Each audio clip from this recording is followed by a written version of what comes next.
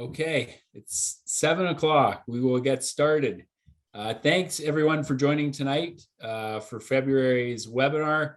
We have two special guests from the Forest Practices Board. Just a quick background on the webinars. We started these about a year and a half ago. The point is to bring experts, some of the top experts in their field, to you, our membership, and the public and stakeholders and First Nations, to talk about issues that are salient to fish, wildlife, and habitat.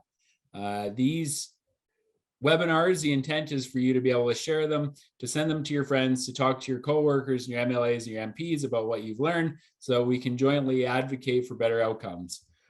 The format for tonight's webinar is similar to all the other ones. The presentation is probably going to be about 30-35 minutes, followed by question and answer. Feel free to put your question and answer in the Q&A box on Zoom. And if you're coming in from Facebook Live, just place it in the comments. We'll make sure that we get them. We collect all of the questions, and then we'll ask our presenters the questions, all the appropriate questions. One thing we always use as a disclaimer is keep in mind, both of our presenters tonight are experts in what they do, but they're not policy makers. So if you see something and you feel your blood pressure rising, feel free to pick up a pen or your keyboard and get a hold of your MLA or your MP and recognize that the two presenters aren't the ones that make the rules. They're going to tell us how the rules work and how we can improve them. So that's their role. I'll give a brief introduction of our two presenters tonight, Kevin and Tracy. Kevin was appointed chair of the Forest Practices Board in August of 2018. He has a Bachelor of Science in Forestry from UBC and a master's degree in Natural Resource Management from SFU. Kevin entered the public service in 1992, working in the fields of land use and reconciliation before becoming Assistant Deputy Minister for the North area for the Alphabet Soup Ministry of what we call Flynn-Rord, which is now the Ministry of Forests as of today. Kevin lives in Smithers, where he enjoys cross-country skiing, mountain biking, hunting, and just hanging around the beautiful Bulkley Valley. Tracy Andrews is a registered professional forester and has worked at the Forest Practices Board as manager of audits and investigation for 4 years. Previously, Tracy was with the Alphabet Soup Ministry as well as the senior licensed authorizations officer with oversight of all forest management programs for the South Island Natural Resource District. Before that, as senior tenured forester in Victoria and the lead on FERPA implementation for the province. Tracy started her forestry career in the East Kootenay, working as a silviculture forester for Tembec Industries. So with that, thank you two for coming on and telling us about your latest report tonight. I'm really looking forward to it. Tracy, if you wouldn't mind sharing your screen, we'd appreciate it, and then we can get started. Great, thanks Jesse. I'll lead and Tracy and I are going to co-present. So thanks everyone for joining. And I just want to acknowledge the BC Wildlife Federation for putting these sessions on. It's a great service. We all need more information about better resource management. And I've joined, I think, every webinar for the past year, even the ones not related to forestry. They're super interesting. So yeah, we're going to talk about a report we released last January about forest practices and water, and we call opportunities for action. Next slide, Tracy. So basically, just a quick brief, we're going to talk about who we are at the board, why we did this report, and then we're going to talk about 4 specific opportunities that we believe would improve forest practices and reduce their impacts to water. Next slide. Most of you will be familiar with the Forest Practices Board. It's been around for about 26 years now, was established at the end of the War in the Woods. It's a pretty small organization, but I think pretty effective. It's made up of 6 board members. Those are part-time appointed board members like plus myself as the chair. And then we have 17 professional staff, Tracy and her colleagues who are biologists. We have an engineer, foresters, communication specialists, and admin staff. And they're the ones who do the work on the ground. What we do is established in legislation under the Forest and Range Practices Act, and we have a mandate to audit compliance by licensees with forest and range practices. And you'll see sometimes in your area a news release saying the board is coming to town to audit licensees. We also have a significant program around complaints. So if a member of the public believes that something is being improperly done with respect to forest and range practices, they can call us and we will investigate whether or not the practices are compliant and whether they're effective.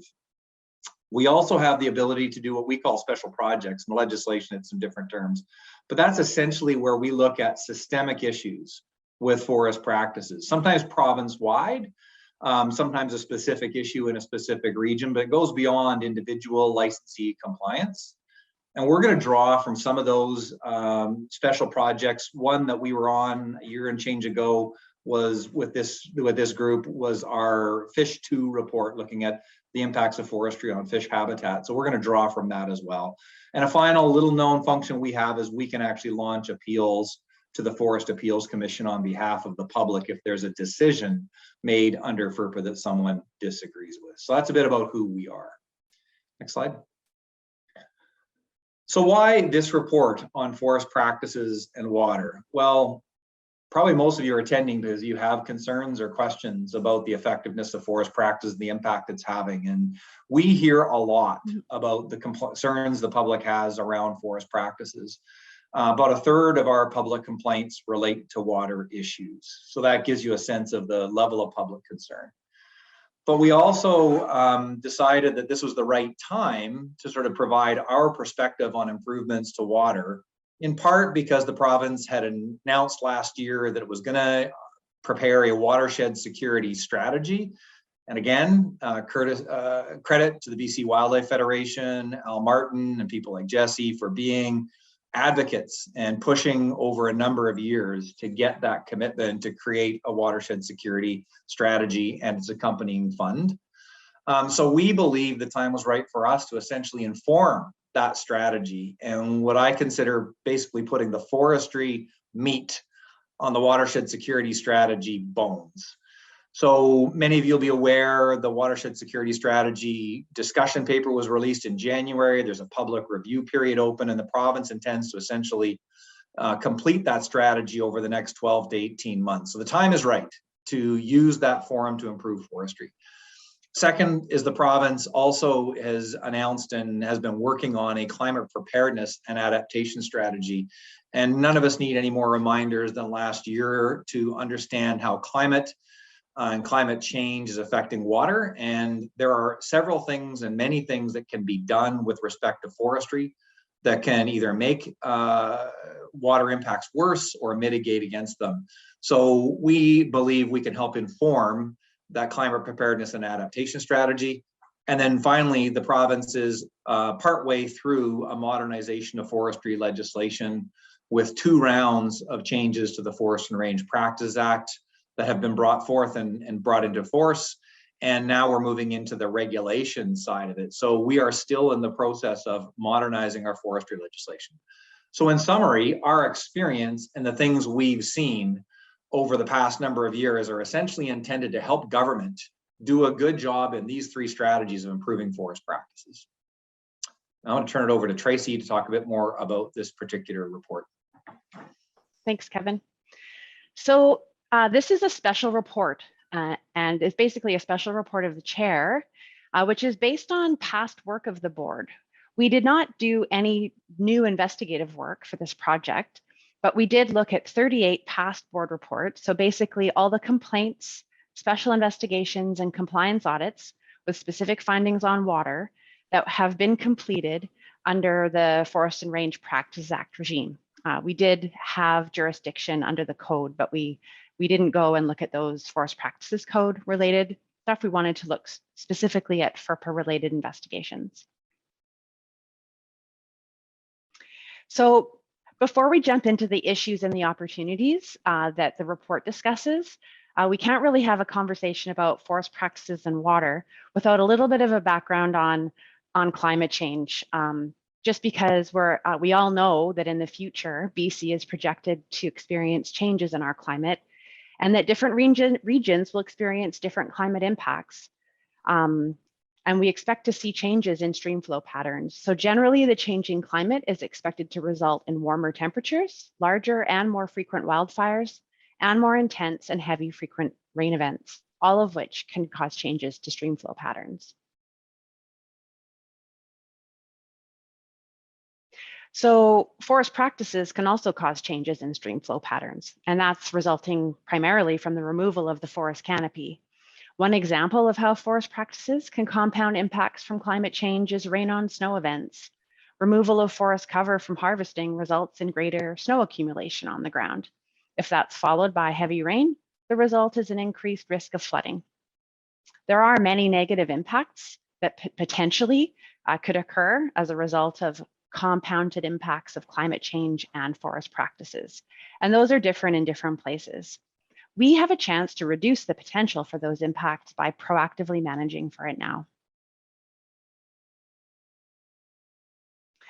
So the Forest and Range Practices Act governs forest practices on public land in BC. And there's a few different ways that government can pull levers to set desired outcomes or direction for forest practices. And when they do, forest licensees must address the objectives, plans, and practices on the ground. Under FERPA, there are already numerous legal requirements to manage impacts on water values, such as the management of riparian areas and certain specific road-related practice requirements. However, these are mostly site-level requirements and do not manage for impacts at a watershed level.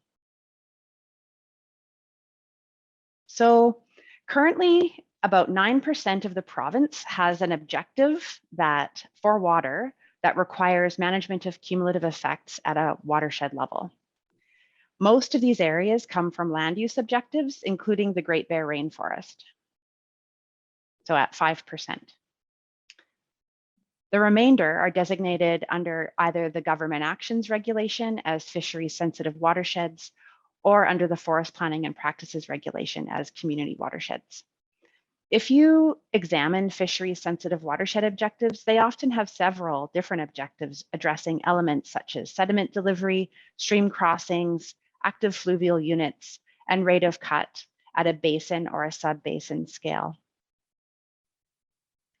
Community watersheds make up about 1% of the area of BC, and almost all of those community watershed objectives were established under the Forest Practices Code.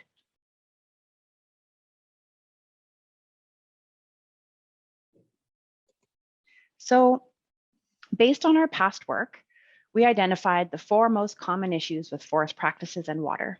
And for each issue, we identified an opportunity for improvement. The 4 issues we identified are public involvement, cumulative effects, sediment from roads, and watershed restoration. So about 1/3 of the complaints to the board have been about water, harvesting in community watersheds or domestic watersheds or near other water resources. When water is not of value considered in a planning process, then the public does not have opportunity for input or involvement into how that value is managed. As we saw on the slide earlier, only about 9% of BC has watershed level objectives for water.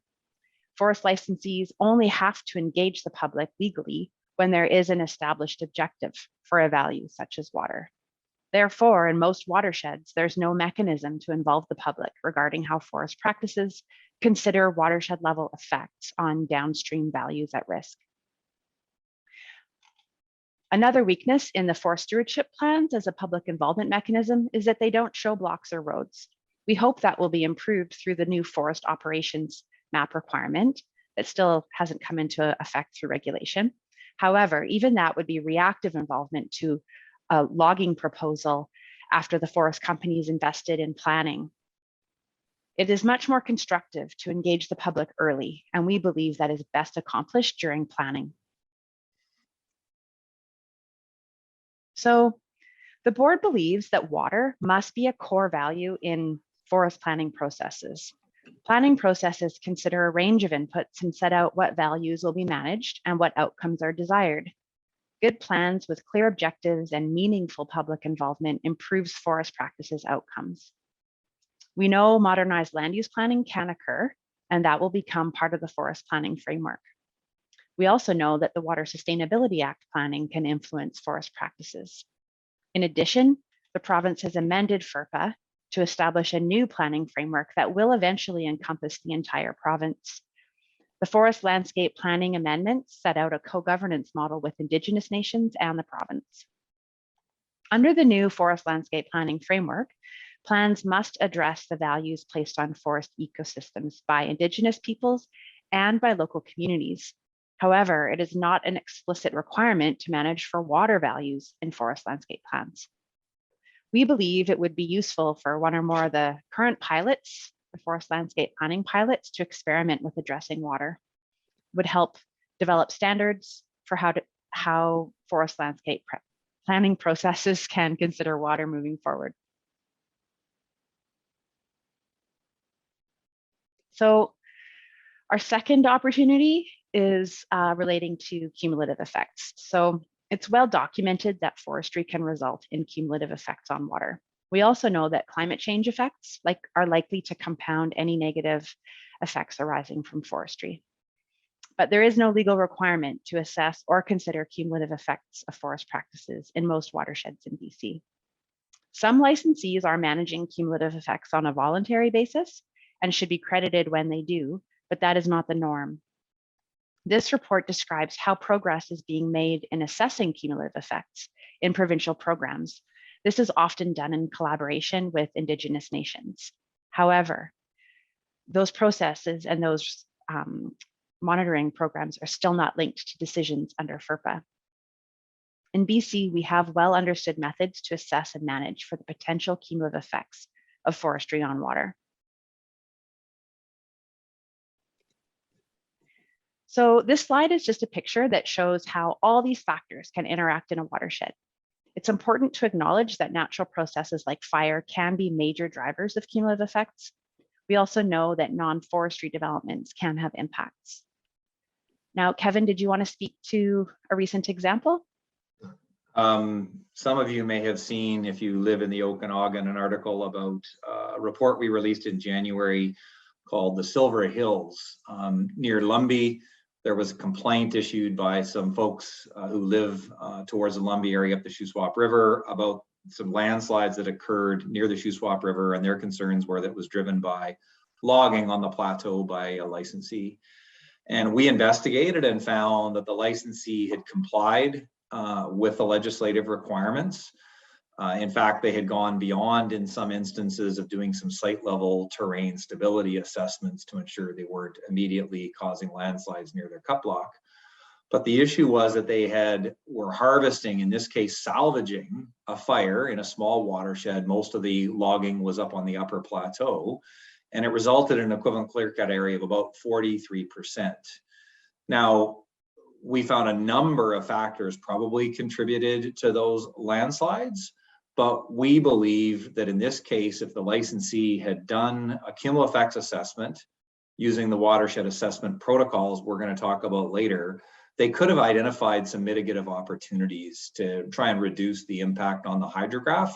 We're not 100% sure they could have, but they could have tried. And so it's an area where it's a really good example where you start, in this case, salvage logging, you get up to 43% equivalent clear cut area, concentrated on an upper plateau, you're going to be having cumulative effects on the hydrograph.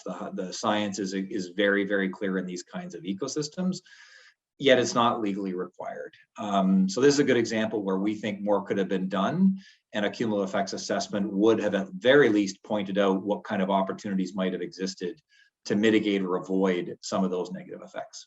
So that's just a very specific and recent example of how this could work. Thanks, Kevin. So a watershed assessment is a tool that's commonly used to ensure that forest practices will be compliant with watershed level objectives. Watershed assessments are completed by qualified professionals to understand the condition of a watershed, the extent of past disturbance, and current recovery trends. The board had previously pointed out weaknesses in how these assessments were conducted. So in response, in January 2020, the Joint Practices Board of the Association of BC Forest Professionals and Engineers and Geoscientists of BC published the professional guidelines titled Watershed Assessment and Management of Hydrologic and Geomorphic Risk in the Forest Sector. These professional guidelines are now enforceable practice standards under the Professional Governance Act as of, was it February last year? The existence of professional guidelines only govern how professionals carry out watershed assessments. Professionals can be held accountable for how those watershed assessments are done. But without a legal requirement for forest licensees to manage for cumulative effects of forest practices on water, there is no requirement for licensees to consider risks to water and downstream values, which means completing a watershed assessment and following the recommendations is voluntary. When government describes what is required to be managed, typically in the form of a legal objective, licensees are held accountable to that requirement. Currently, that accountability only exists in 9% of BC. Where a licensee is required to manage cumulative effects on water, they must acquire the services of a qualified professional. That professional must practice consistent with the professional standards. So without the what set out as legal requirements, licensees maintain discretion whether or not to manage and assess for risk to water and what amount of risk is acceptable. We cannot rely on voluntary action by licensees or on the professional guidelines alone to ensure that cumulative effects to water are managed everywhere. The board believes it is important for government to require the management of cumulative effects throughout the province. In addition, it is important for government to provide direction on how much risk is acceptable. So in the report, we note that if government requires the management of cumulative effects, it could apply a risk-based approach so that the level of management increases as the level of risk increases. The professional guidelines set out a good example of a framework for managing risk when planning for forest practices. The guidelines point to the principle as the severity of consequence increases, the degree of caution applied to risk management also increases.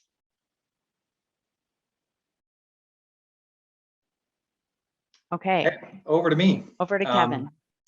Thanks, Tracy. So I'm going to talk about opportunity 3, which some of you will have heard us speak on before, but we're going to kind of double down on this particular item, and I'll talk a little bit about why. But essentially, we know that current forest practices, while they do have some requirements to minimize sediment contribution, Tracy mentioned some of the requirements that exist in FERPA. You're supposed to revegetate when you deactivate a road, and there's a bunch of practices like that, but they have gaps. And we know that we are seeing sediment continue to be contributed to streams, primarily from roads. We also know that that stems from a gap in the regulations. So as I said, there are some regulations around sediment, but there's other parts of the forest activities that are actually not regulated. So often what we see on the ground is we see practices that are compliant, but we can also witness sediment being delivered to streams. Now I want to emphasize the board is aware sediment's natural. So we all know that in spring flood, there will be a baseline amount of sediment. Sometimes it's an awful lot. So we are not advocating a zero sediment or zero risk approach. But we also know that there's a ton of evidence that adding more sediment to streams above that which naturally occurs has negative effects. Sediment at the wrong time of the year reduces fish survival. Too much sediment, particularly over time, changes stream channel condition, altering habitat quality. And sediment erodes drinking water quality and makes it harder to filter and treat water appropriately. So there are impacts from sediment. But probably more importantly, and one thing I want to emphasize is that we know that there are feasible methods that are practical, known, well documented, that can reduce the amount of sediment that's contributed to streams from forest roads, and they're not being implemented everywhere in the province. They are being implemented in some parts, and again, we try and give credit where credit is due. Some licensees do a much better job of managing sediment than others, but there are gaps. So this next slide is a summary of our Fish 2 investigation, maybe familiar to some of you. And I want to reemphasize again that we found consistently good practices across BC for riparian management, as well as for how stream crossings maintained fish passage. But we found consistently high risk to fish habitat due to sediment from roads. And so this shows 3 out of 5 case study watersheds had a high risk to fish habitat due to sediment from roads. 1 had a moderate and 1 had a low.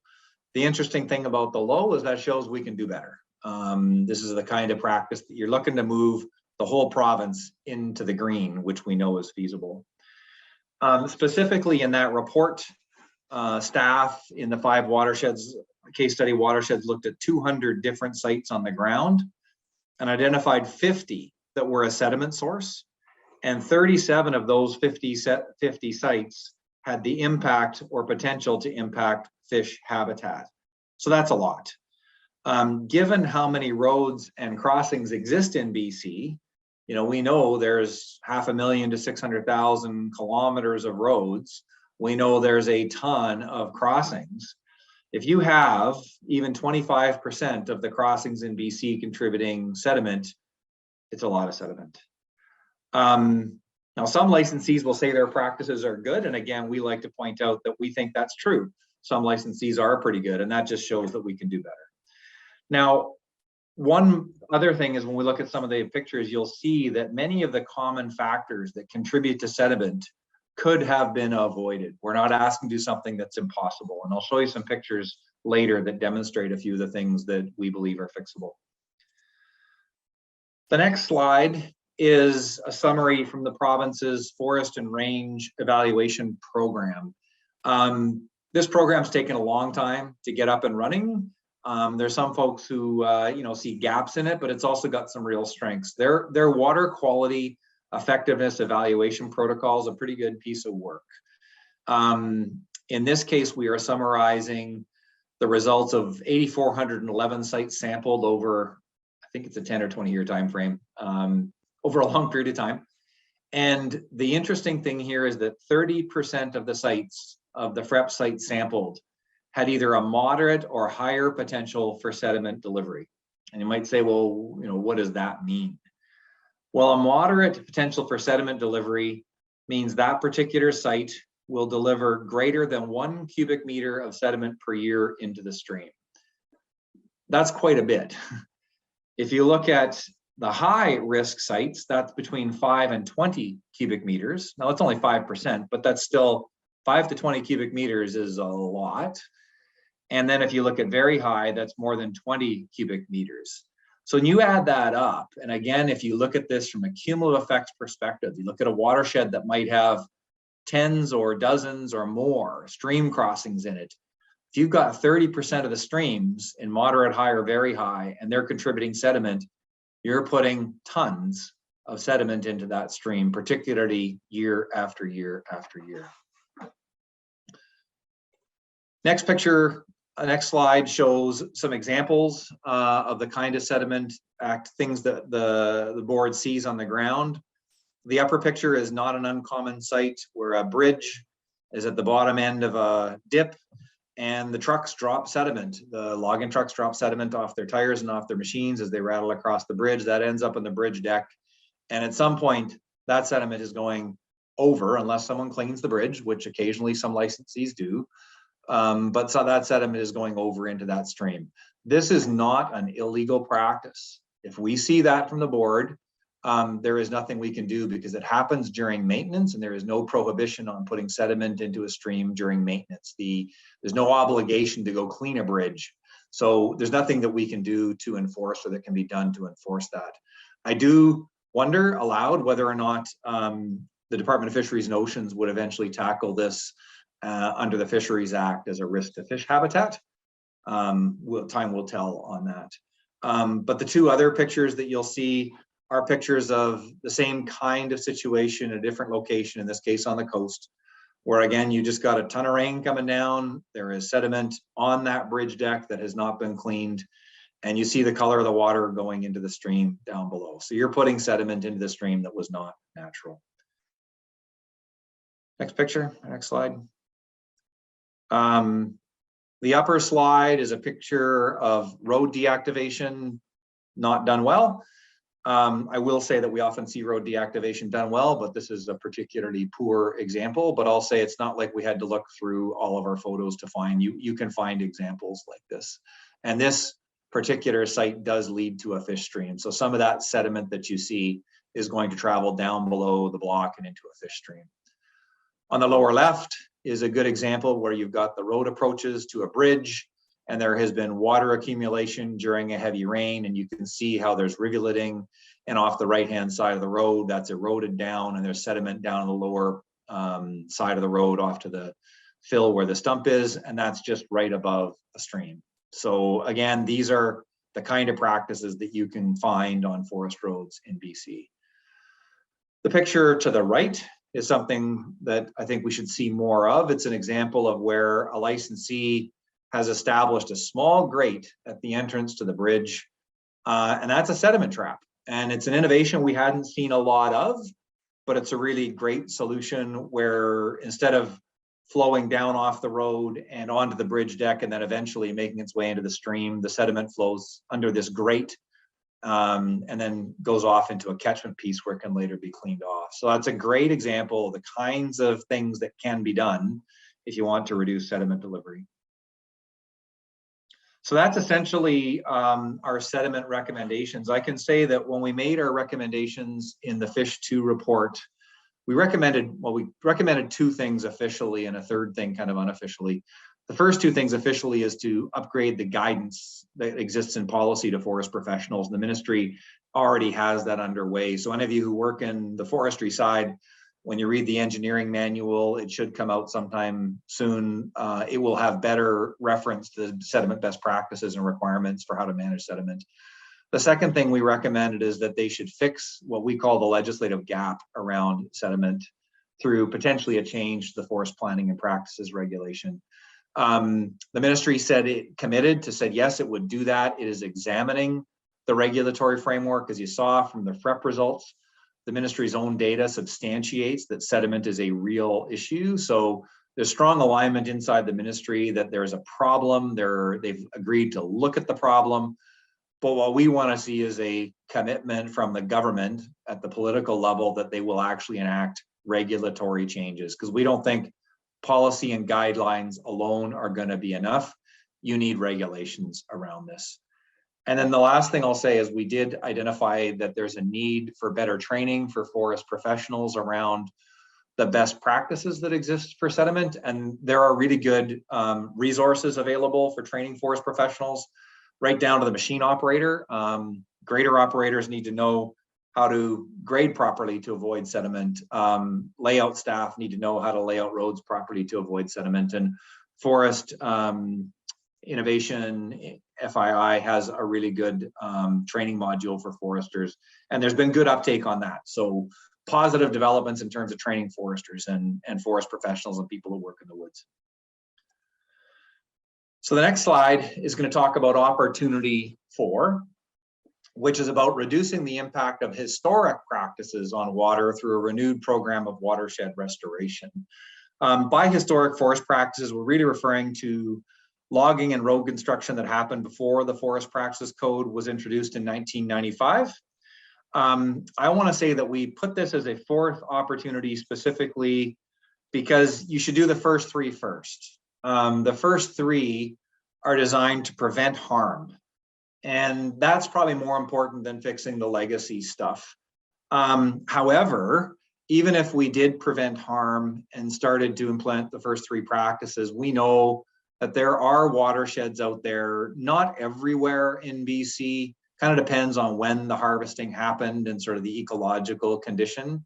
But there are watersheds out there where you continue to see the watersheds are affected by historic practices.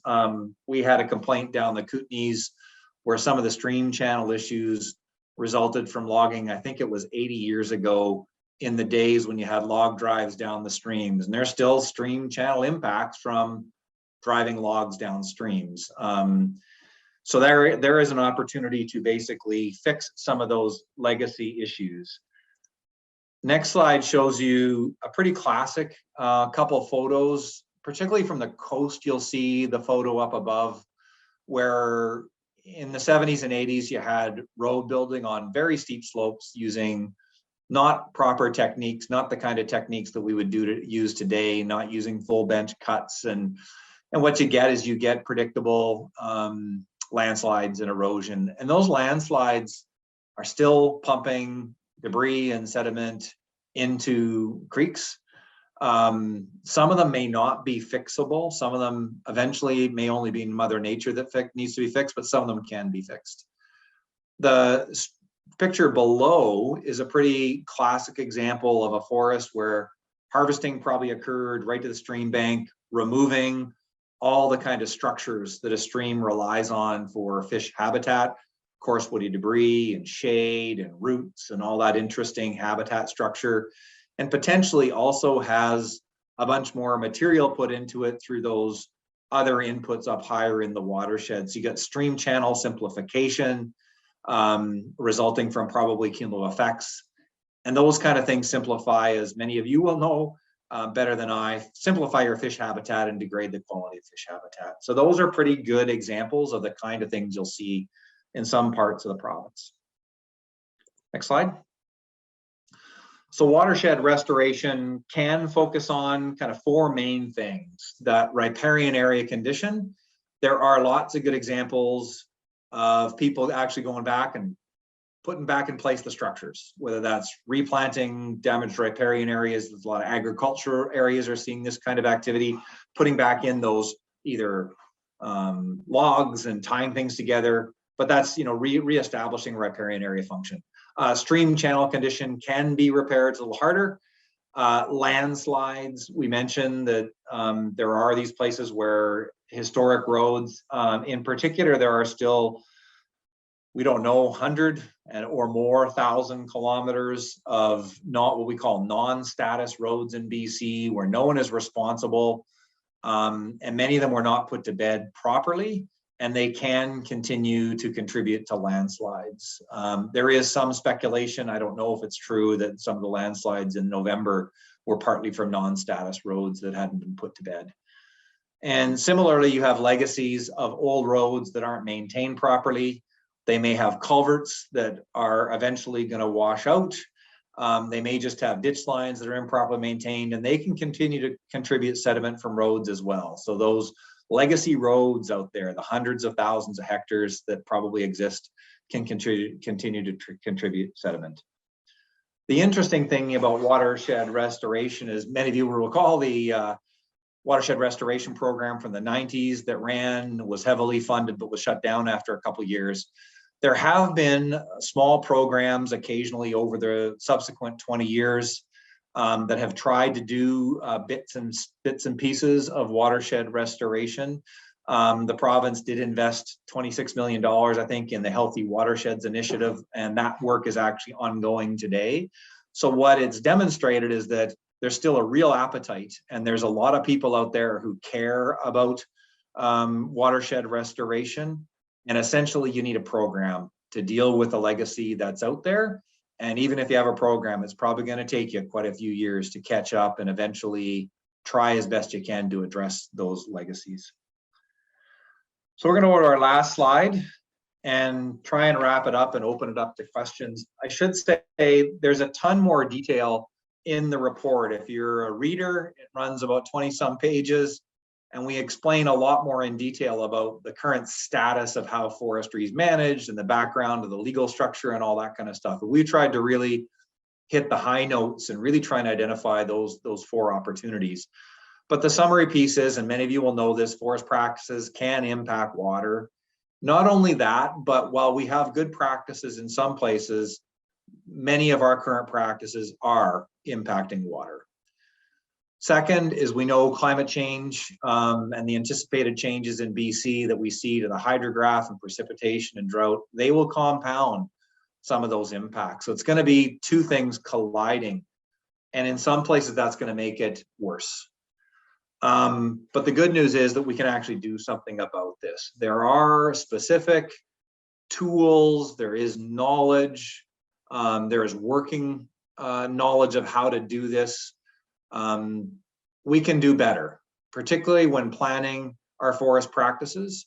And then there's some things we can actually do on the ground immediately, like improving sediment. So our view is these four opportunities basically represent the best opportunities and should be the primary focus for improving the impacts that forestry could have on water. And if the government can move on these, we would actually move the dial and see improved water stewardship outcomes in BC. that is the end of our presentation. Thanks, Kevin and Tracy. Awesome work as always. And yeah, appreciate the plug on the Watershed Sustainability or Watershed Security Fund and Strategy. We've spent the better part of 5 years on that, and the province is out in public consultation. So if anyone has the time, I think your comments are due by March 18th. Obviously, the BCWF will be putting something in, and there was some money in the budget to carry on with some of the work that was already started. So that story is a good news story. On to some questions. I tried to organize them somewhat thematically, but at the start, I'll jump around a little bit. Can you please comment on logging practices in and around watersheds? Curious about how close logging can occur to a stream or river. In my mind, I've seen a couple blocks that are way too close. Is there a regulation on that, or does it depend on the respective watershed management plan? We covered that on our last webinar a little bit, but I'll let you take another run at it. Yeah. BC's riparian management practices are kind of broken into different categories of both a reserve zone and then a management zone. Reserve zone means don't harvest it at all. Management zone means harvest carefully, don't put machines in it, etc. And it's classed based on the size of stream and the quality of stream. I'll say that the board believes that for the most part, those are actually pretty good. And if you look at our fish report, we had biologists on the ground and they said, yeah, these are working from a fish perspective. There is one area of the current regulations that there is comes up more and more often as a potential area for improvement. And it's kind of complicated, but it's the really small streams, what they call S5 and S6 streams. These are sometimes ephemeral streams up in the headwaters, and generally logging is allowed to occur right to the banks of those. And we're not advocating for full-on reserve zones. But on the other hand, sometimes they leave reserve zones, and you'll see it in one of our reports where they actually started to leave reserve zones, and then it was the wind throw that actually caused more impact to the stream. So there's a more complicated story on S5 and S6 streams, and there is some research going on to try and improve them. And you're seeing some licensees have tackled modified management practices on S5 and X6 streams, and that's probably where it needs to go. The last thing I'll say is you'll see some planning processes. If you got a specific issue, I think that's the place when you get a planning process in your area to say these particular streams are uber sensitive and they need some enhanced practices.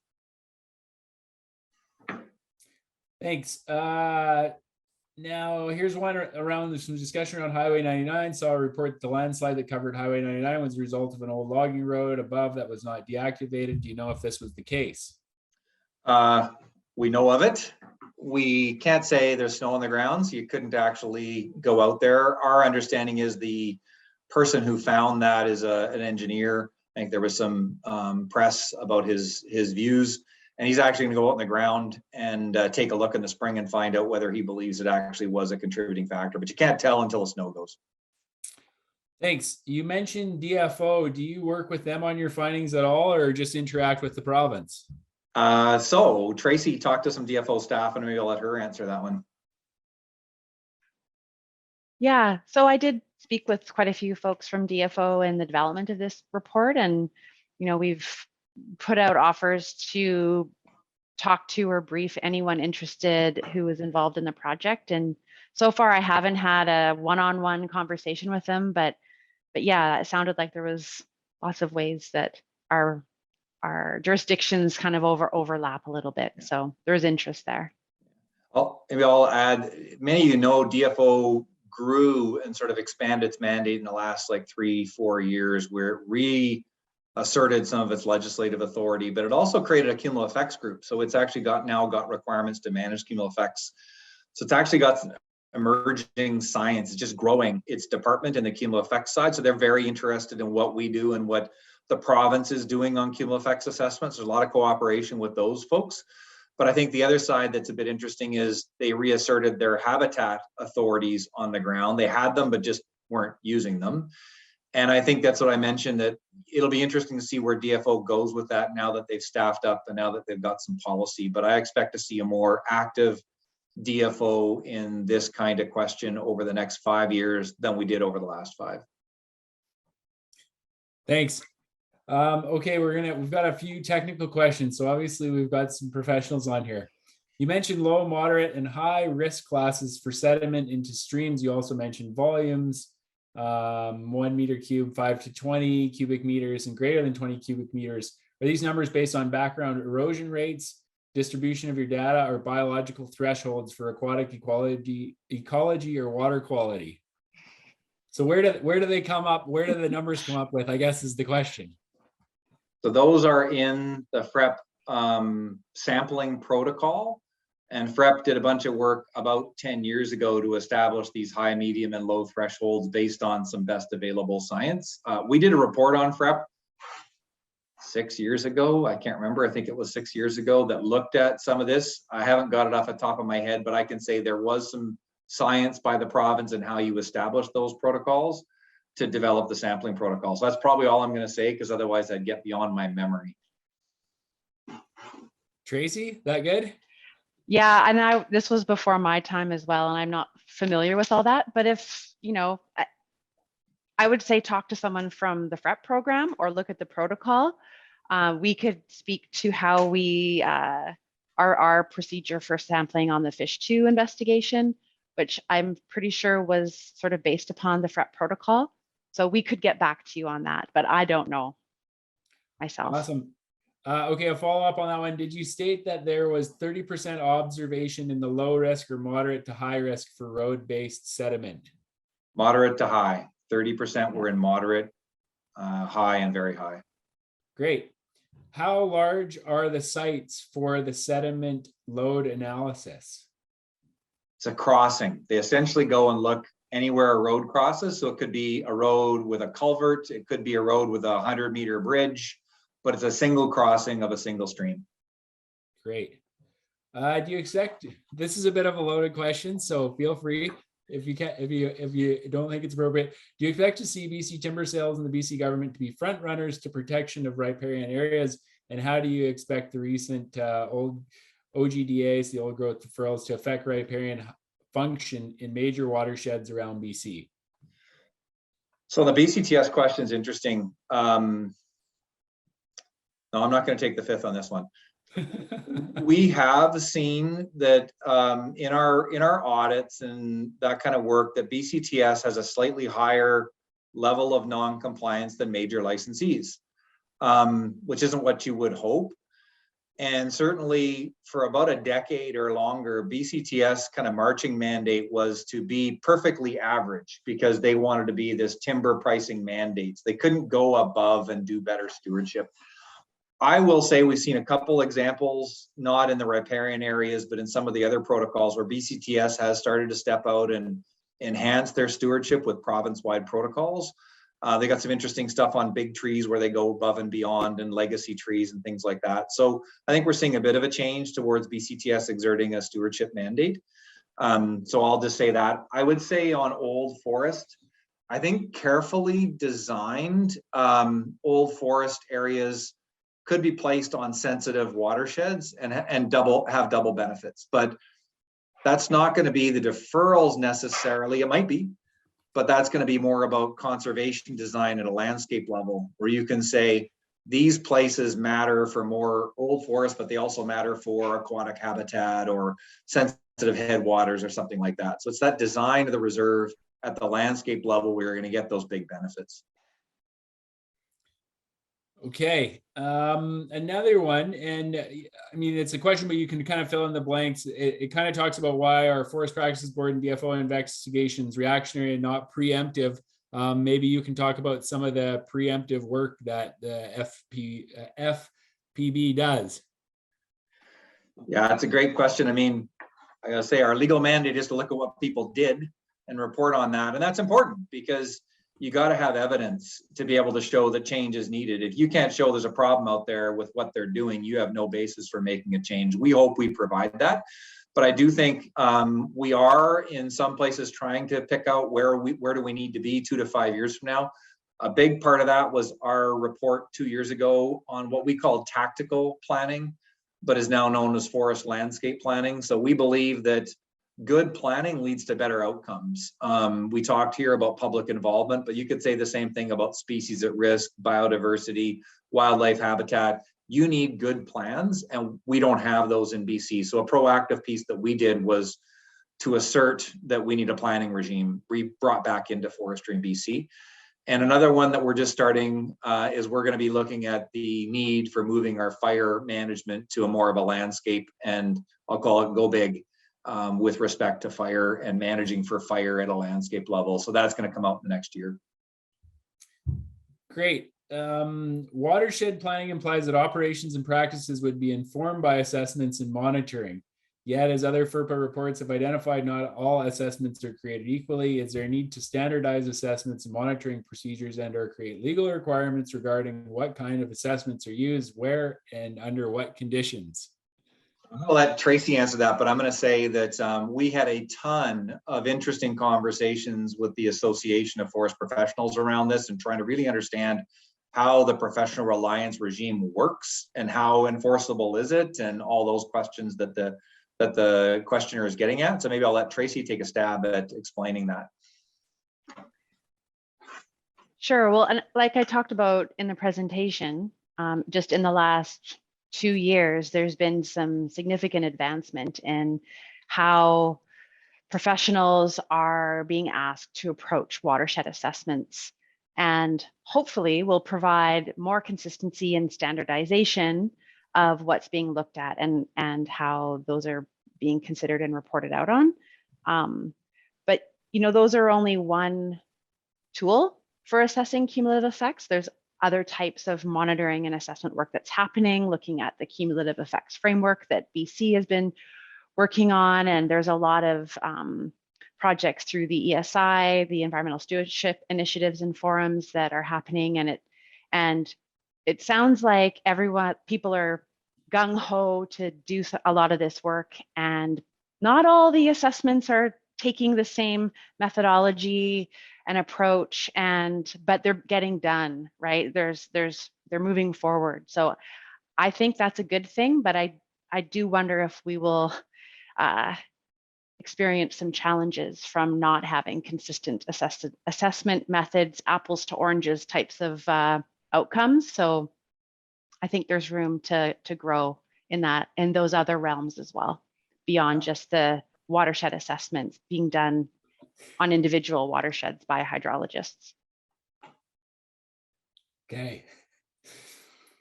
What has happened to the professional reliance review recommendations? Any insight onto that? Yeah, there were, let's say 80, or it was a ton of recommendations. The province basically has implemented the two first ones, which is the creation of a superintendent of professional governance, and then moving the professions under the supervision of that office. So now essentially they've got a whole bunch of work that they've done. If you're a forester or a biologist or an engineer, you will have seen the changes come through where now the professions are regulated by the government directly, and a whole bunch of changes to their governance and their requirements. So that was the biggest change. Some of the changes later in the act with respect to forestry are partially being met through the FERPA changes, but I would say only partially. So there's a ton of the recommendations that have not been acted on yet. I don't know if the government even plans to take any further action. They've kind of, I think, said that PGA, or Professional Governance Act, was their main emphasis. I didn't understand all this stuff when they started talking about that 4 years ago, professional governance side. But I will say it actually has had a profound impact. And what you're going to see is what was kind of optional for some professionals is now mandatory and enforceable. And you've got much clearer requirements. So back to Tracy's piece, if government doesn't care if cumulative effects gets done, it says licensee, do cumulative effects if you want, that's one thing. But if government says we want cumulative effects on the hydrograph managed, it makes it a legal requirement. That automatically requires now a professional acting under the Professional Governance Act with accountability. And so that's really strengthened that, how it gets done in a way that we have not yet seen land on the ground, but I think is going to be constructive. Awesome. here's one a little bit outside of this conversation, but a good discussion piece, which we get regularly. Interested in your comments on spraying brushing practices and its relationship to moose. The board has not actually looked at that in detail, and there's some complicated reasons why. It's regulated under a different act, under the Environmental Management Act or Pesticide Management Act. I can't remember which. So we haven't weighed in on the spraying side. But what I will say is that you got to decide what you want on a stand. And right now, what you want is described by there's no planning, there's no long-term objectives. There's basically an implicit objective for timber supply.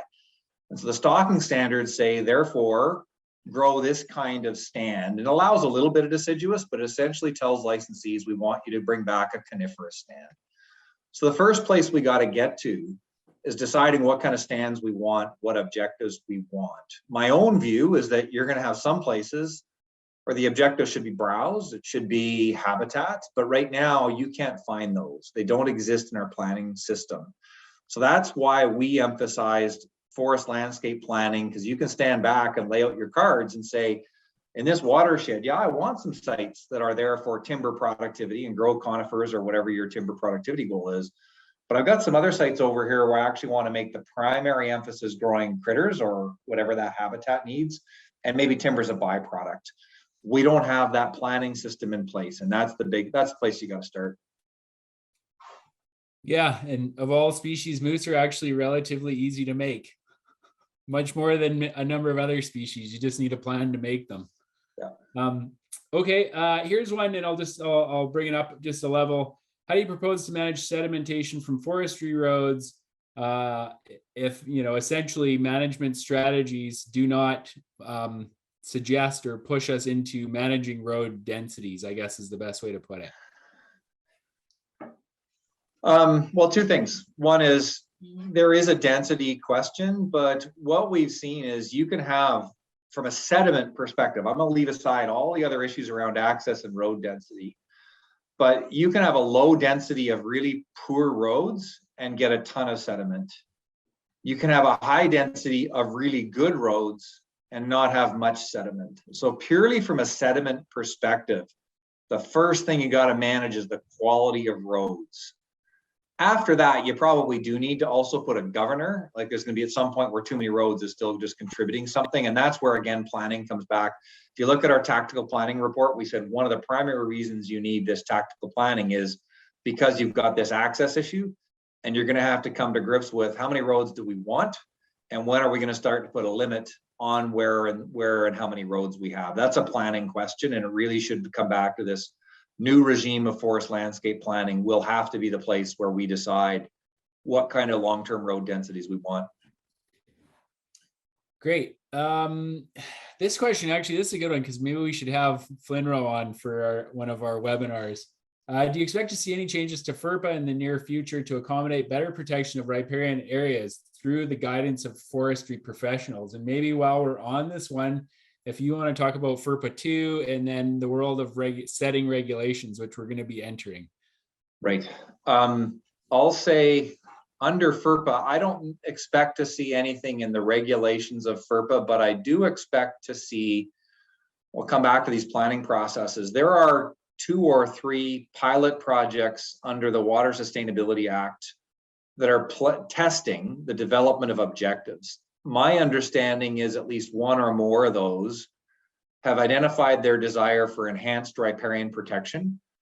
And that if they go down that path, and one of them is in my backyard, it's the Wet'suwet'en pilot in the upper Bulkley and Maurice. And the First Nation there has said they believe they need enhanced riparian practices.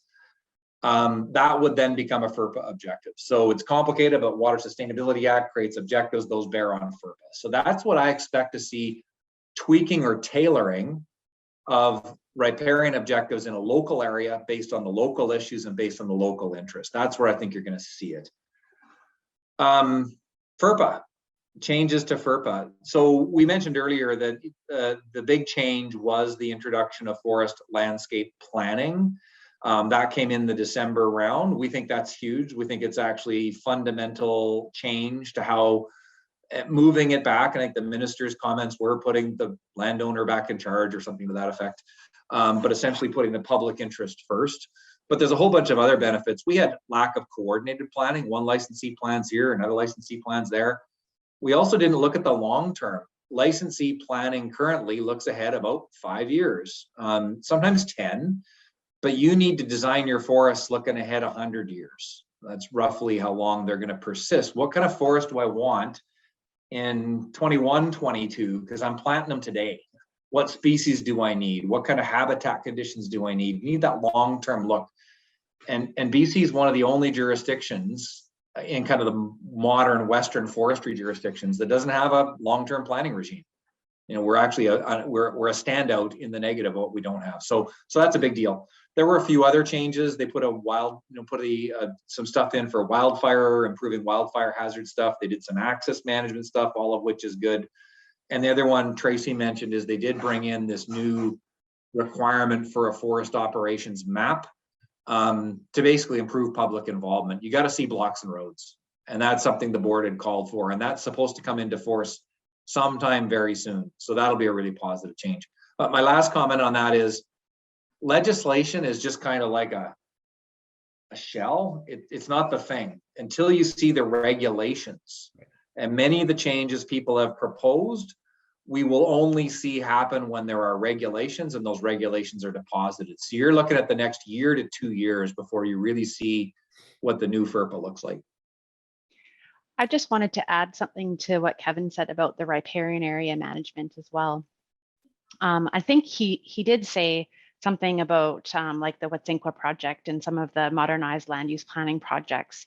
And I know from my experience on the coast, you know, it's through these land use regulation orders that we have seen enhanced riparian area protections through like the Great Bear Rainforest and Clayoquot Sound and Haida Gwaii. But you know, there's also already flexibility within FERPA for forest stewardship plans to write innovative strategies for riparian areas. There's nothing stopping a forest stewardship plan holder from not taking the default standards and writing something that's specific to that watershed or that operating area, as long as it meets the approval tests in FERPA for FSPs. So there's tools there now that they can be used. Yeah, that's a good point, and it is really challenging on our end because we quite often have licensees that want to raise the bar, but they always say, you know, it costs us money and the person beside us doesn't do that. So it puts them at a competitive disadvantage. And that's where I think we raise the bar for everyone, then it's fair and we can have better outcomes. It's a real challenge because there are, you know, there's some, you know, people that really want to move the needle. But it makes it hard when for sure. And Jesse, I want to comment on that because, you know, the whole idea was a forest professional will go to their boss and say, boss, I heard from the public that we need to do this thing. And the boss says, how much is it going to cost? It says, well, it's going to cost an extra buck. The boss is going to say, well, is my competitor paying that extra buck? You're going to say, no. How's that going to go? Right. So I think you're right that you need a regime that moves everybody together for these kind of large, expensive, strategic pieces. They should have some flexibility in how they get there, but they shouldn't have a choice where one person manages at a different standard and gains a competitive cost advantage. That doesn't make sense. Yeah. Here's a technical one. Would this be a good year to clear the sediment and silt built up in the Sumas River? We're affected by the Nooksack and practices in Washington, not a healthy environment for fish, but I believe it could be. Does BC have any input regarding waterways that come in from Washington? I'm going to take the fifth on that. I don't know.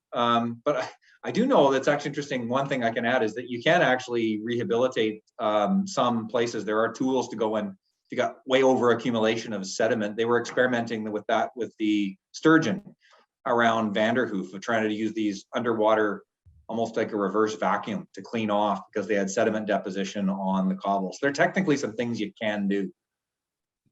Gotcha. Okay. Why do ungulate winter ranger fishery sensitive habitat not seem to matter for cup block planning? Okay. Forest Practice Board DFO don't come out in advance to check for compliance before harvest. So professional reliance question, I guess. So actually, I would say we actually see pretty good compliance where you have wildlife habitat areas or fishery sensitive watersheds. The problem is there aren't many of them. So what you got is you got a ton of watersheds people will believe are sensitive for fisheries, but they're not legally designated. Right. Tracy pointed out 3% of the province. So we don't see a ton of what I'll call compliance issues. What we see is there's just no requirement.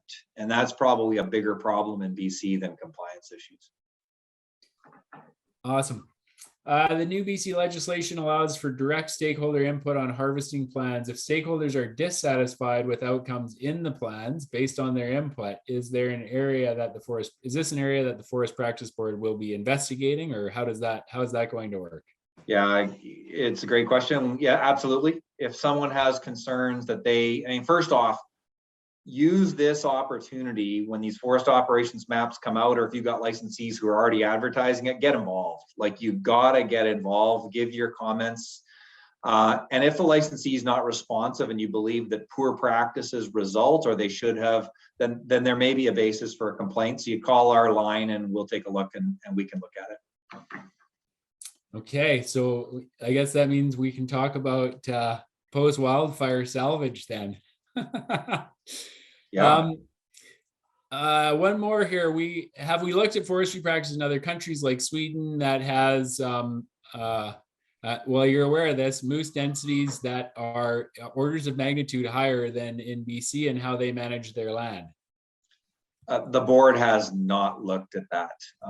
I know that other people have looked at that, and there's a ton of mitigating factors, but the board hasn't looked at that. Okay, well, I feel like that's good. That's 30 plus minutes of Q&A. So thank you very much, Kevin and Tracy. Awesome job and awesome work as always. And we love having you on. And it was great to be able to get a webinar booked this quickly right after your report came out. So as always, really appreciate your time and all the work that you do. I also want to thank Brian, who's doing all of the tech stuff behind to organize these webinars. Again, the point of these is to help educate people who are watching and attending, but also to get them to share it with their friends and coworkers and talk to people about these issues, because fish, wildlife, and habitat is near and dear to all of our hearts. Quick plug for next month. We're going to have another update from Chloe Wright, who is our PhD candidate out of UBC Okanagan on the Southern Interior Mule Deer project. We've kind of delayed this because she has been busy doing data analysis since last fall. So we'll have hopefully some exciting findings to talk about. That'll be March 29th at 7 o'clock. So thanks again, Kevin and Tracy, and really great work. We appreciate it. Thanks for having us. Yeah, thanks. All right. Thanks, everyone. Have a great night. Bye. See ya.